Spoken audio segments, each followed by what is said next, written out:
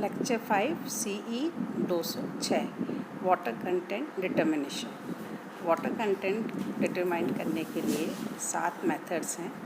Oven drawing method, torsion balance method, pycnometer method, sand bath method, alcohol method, calcium carbide method and radiation method. Oven drawing method जो है ये standard method है, lab में इसको use करा जाता है। एक्यूरेट रिजल्ट्स देता है। इसमें एक स्मॉल कंटेनर लेते हैं। कंटेनर जो होगा वो एयर टाइट होना चाहिए, नॉन करेडेबल होना चाहिए। इसके अंदर हम सैंपल रखेंगे और वेट कर लेंगे विथ लिड। उसके बाद उस सैंपल को हम लोग ओवन में रख देंगे। ओवन में हम लोग इसको 24 आवर्स के लिए रखेंगे। 110 डिग्री सेंटीग्रेड ±5 पे रखते हैं। उसके बाद जब हम इसको सैंपल को वापस निकालेंगे ओवन से, फिर इसको डेसिकेटर में रख के ठंडा करेंगे और ठंडा करने के बाद इस सैंपल का वेट करेंगे। अब देखिए इसके स्टेप्स कैसे कैसे करने हैं। सैंपल को आपने कंटेनर में रखा तो जो क्वांटिटी आपको मास जो सैंपल लेना है वो डिपेंड करती है gradation of soil, maximum size of particles and degree of वेटनेस of soil. अगर सॉइल का साइज़ लार्ज साइज़ की है तो आपको ज़्यादा सैंपल लेना है। अगर सॉइल ज़्यादा गीली है तो आपको सैंपल कम क्वांटिटी से भी चल जाएगा। Dry soil requires more quantity क्योंकि रीडिंग्स नहीं आएगी। ओवन में इसको 24 आवर्स के लिए 110 से लेके ±5 पे रखेंगे। लो टेम्परेचर पे क्या होता है, अगर आपने कम टेम्परेचर पे रखा तो एवोपरेशन ऑफ वाटर जो है वो इनकम्प्लीट रह जाएगा। और अगर आपने इसको हाई टेम्परेचर पे रख दिया तो जो सॉइल पार्टिकल्स है उसका जो क्रिस्टलाइन स्ट्रक्चर है वो टूट जाएगा और इससे उसके अंदर जो केमिकली बाउंड वाटर था, स्ट्रक्चरल वाटर जो है वो लॉस हो जाएगा। तो हमें इसको ना हाई टेम्परेचर पर रखना है ना लो टेम्परेचर पर रखना है। जिस सॉइल में जिप्सम या अदर मिनरल्स होते हैं वहाँ पे ये टेम्परेचर जो है 110 ±5 पे हम नहीं रखते हैं, क्योंकि उसके अंदर जो पानी जो बाउंडेड वाटर है वो लूज़ हो जाता है। ऑर्गेनिक मैटर जिस सॉइल में है उसमें भी हम इसका टेम्परेचर 110 नहीं रखते हैं, क्योंकि ऑर्गेनिक मैटर डिकम्पोज हो जाएगा और ऑक्सीडेशन हो जाता है।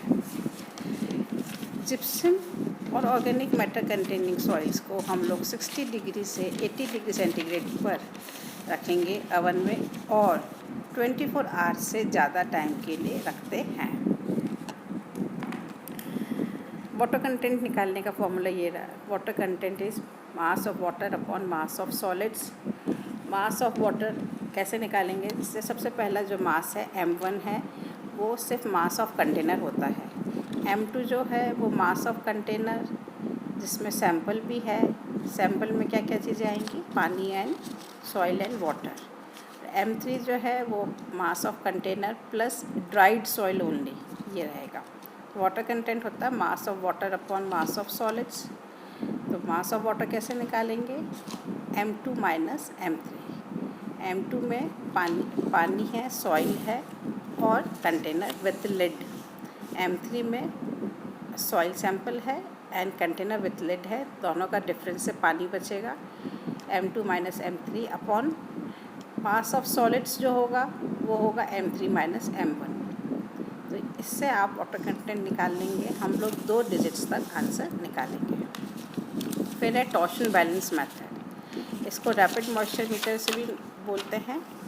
ये बहुत रैपिडली आंसर देता है। जैसे ओवन ड्राइंग मेथड से 24 आवर्स में आपको आंसर मिलता है, इसके अंदर 24 आवर्स नहीं लगेंगे। इसमें आपको 15 से 30 मिनट्स में आपको आंसर मिल जाएगा। ये रैपिड है और ये एक्यूरेट मेथड है वाटर कंटेंट निकालने के लिए। इसके अंदर एक इंफ्रा लैम्प लगा होता है मॉइस्चर मीटर में और एक टॉर्शन बैलेंस होता है। हम लोग 25 ग्राम मिट्टी लेंगे और हमारे क्योंकि सॉइल जो हमारी 25 ग्राम ही है तो जो मैक्सिमम साइज़ ऑफ पार्टिकल है वो 2 mm से ज़्यादा नहीं होना चाहिए। इसको भी हम लोग 110 से 5 डिग्री सेंटीग्रेड पे टेम्परेचर फिक्स कर देंगे। आप 15 से 30 मिनट तक इसको रखेंगे और जब ये पानी इसका उड़ जाता है 30 मिनट्स के बाद आप इसके अंदर अपने आप ही रीडिंग आपकी मिल जाएगी।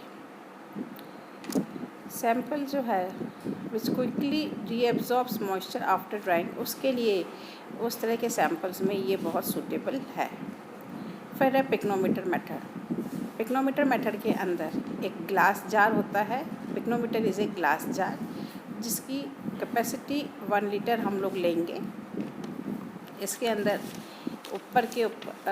पिक्नोमीटर के ऊपर जो है वो है ब्रास का टॉप होता है। ब्रास के टॉप में एक होल होता है। रबर वॉशर्स लगाए जाते हैं इसके जो ब्रास का जो सील है उसके ऊपर जो टॉप है और ग्लास जार के बीच में रबर के वॉशर लगाए जाते हैं to prevent leakage. Pycnometer method तभी यूज़ करेंगे जब हमें specific gravity that is G पता होना चाहिए। आपको 200 से 400 ग्राम सॉइल सैंपल लेना है। उसको पिक्नोमीटर में रखिए और उसको मिक्स करिए बाय ग्लास रॉड ताकि हवा जो है वो निकल जाए। इसमें धीरे धीरे हम लोग पानी भी ऐड करते रहते हैं। इसमें 4 तरह की रीडिंग्स आपको लेनी है। पहली रीडिंग जो है वो है खाली पिक्नोमीटर की। सेकंड रीडिंग में पिक्नोमीटर के अंदर सॉइल सैंपल है। थर्ड वाली रीडिंग में आपने पिक्नोमीटर को पूरा कंप्लीटली पानी से भर दिया है, soil sample plus water. And M4 में आपने पिक्नोमीटर को क्लीन किया और कंप्लीटली पानी से भर रखा है, इसमें सॉइल सैंपल नहीं है। नीचे वाले फिगर में आपको ये दिखाया गया है जैसे M3 वाला केस हम ले रहे हैं जिसमें पानी पूरा भरा हुआ है, नीचे सॉलिड्स है।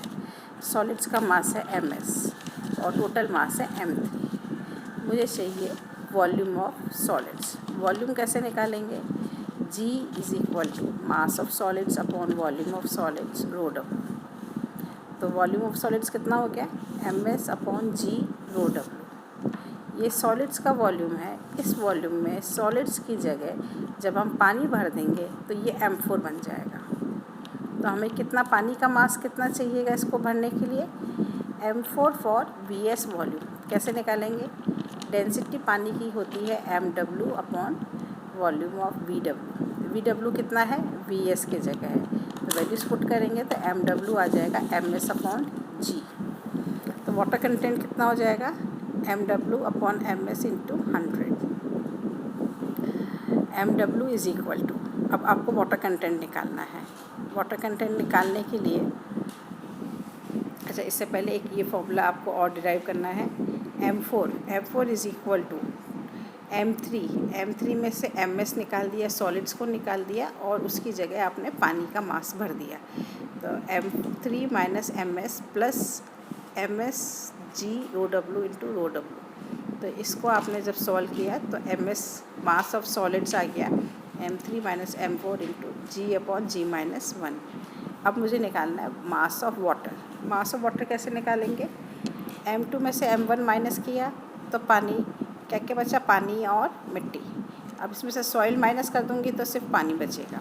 तो सॉइल का मास कितना है? M3 माइनस M4 ब्रैकेट में G अपॉन G माइनस 1। तो वाटर कंटेंट कितना हो गया? MW upon MS। इसको सॉल्व किया तो you will get this formula. फॉर्मूले में क्या है? M2 minus M1 upon M3 minus M4 G minus 1 upon G minus 1 into 100।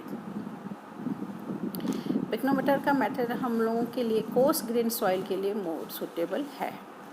फिर है sand bath method. Sand bath method field method होता है। ये रैपिड मेथड है लेकिन और इसकी रीडिंग्स एक्यूरेट नहीं होती है। एक ट्रे लेंगे जिसमें हम लोग सॉइल सैंपल लेंगे। सॉइल सैंपल की जो थिकनेस लेंगे वो हम लेंगे 3 सेंटीमीटर। ज़्यादा थिक सैंपल लेंगे तो सैंड बाथ मेथड का रीडिंग एक्यूरेट नहीं आएगी क्योंकि लोअर लेयर तक आपका हीट नहीं पहुंचेगी। इस वेट सॉइल सैंपल को हम ट्रे में रखते हैं और इसके साथ हम कुछ छोटे छोटे पीसेस करके वाइट पेपर के डाल देंगे। इस सैंपल को जब हम ट्रे को सैंड पाथ पे रखेंगे और स्टोव पे रख के इसको इग्नाइट कर देंगे। for 20 to 60 minutes depending on the soil sample। बीच बीच में हम इसको स्टर करते रहेंगे पैलेट नाइफ से। ओवर हीटिंग को अवॉइड करना है। ओवर हीटिंग का पता कैसे चलता है? जब वाइट पेपर ब्राउन होने लगता है। फिर जब ये सफिशिएंट अमाउंट में गर्म हो जाता है, हीटेड अप हो जाता है, तो आप इसको कूल करिए और फिर इसको वापस वे करिए। तो अब जो आपके पास सॉइल सैंपल आ रहा है उसमें पानी नहीं है, तो वाटर कंटेंट निकाल सकते हैं।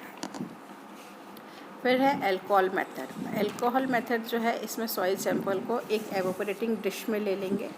सॉइल सैंपल में जो लम्प्स होंगे उनको आप तोड़ लीजिए, फिर उसको आप वे कर लीजिए। वे करने के बाद उसमें मिथाइलेटेड स्पिरिट आपको ऐड करना है।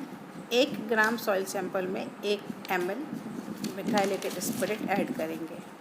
इसको फिर आप मिक्स करेंगे ताकि यूनिफॉर्म हो जाए और इसको हीट हो जाएगा। ये इसको ठंडा कर देंगे और वेट करेंगे। इस मेथड में 10 मिनट लगते हैं। ये मेथड जो है alcohol method, it is not suitable for soils जिसमें कि क्ले, ऑर्गेनिक मैटर, जिप्सम या कैल्केरियस मटेरियल ज़्यादा होता है। ये रैपिड मेथड है और एक्यूरेट रीडिंग्स नहीं देता है। कैल्शियम कार्बाइड मेथड, इसके अंदर कैल्शियम कार्बाइड जो है वो पानी से रिएक्ट करता है और एसिटिलीन गैस बनाएगा। तो इसमें एक मॉइस्चर मीटर लेते हैं। इस मॉइस्चर मीटर के अंदर आप 6 ग्राम्स ऑफ वेट सॉइल लेंगे और इसमें कैल्शियम कार्बाइड ऐड कर देंगे। इसके बाद इसको टाइटली फिक्स करके रखना है। फिर आप इसके अंदर इसको शेक करेंगे। शेक करने से इसमें एसिटिलीन गैस बनेगी जो प्रेशर लगाएगी इसके लिड पे, और वो प्रेशर आपको रीडिंग देगा वाटर कंटेंट की। अगर आपके सॉइल सैंपल में कोहेसिव या प्लास्टिक सॉइल्स हैं तो आपको इसमें स्टील बॉल्स ऐड करनी है।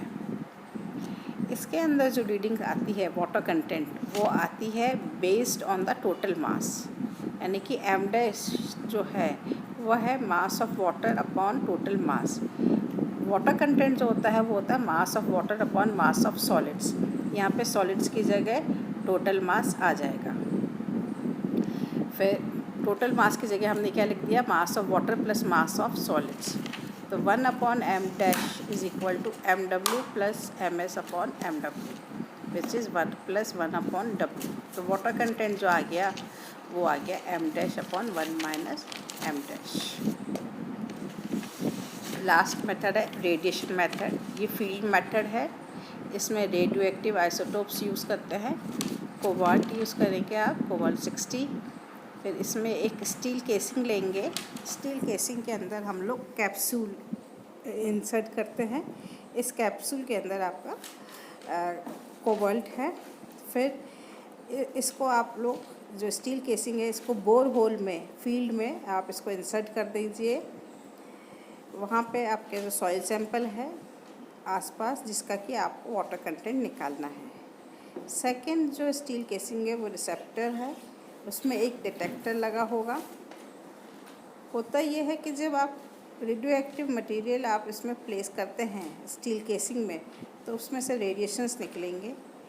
ये रेडिएशंस जो हैं, जो न्यूट्रॉन्स हैं रेडियो एक्टिव मटेरियल की, ये हाइड्रोजन एटम जो सॉइल में है उससे रिएक्ट करेंगे और आपस में टकराएंगे। स्कैटरिंग होगी न्यूट्रॉन्स की।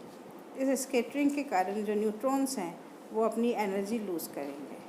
जितनी ज़्यादा स्कैटरिंग होगी, जितनी ज़्यादा एनर्जी लॉस होगा, उतना ही ज़्यादा क्वांटिटी ऑफ वाटर प्रेजेंट होता है और इससे वाटर की क्वांटिटी निकल जाती है। ये फील्ड मेथड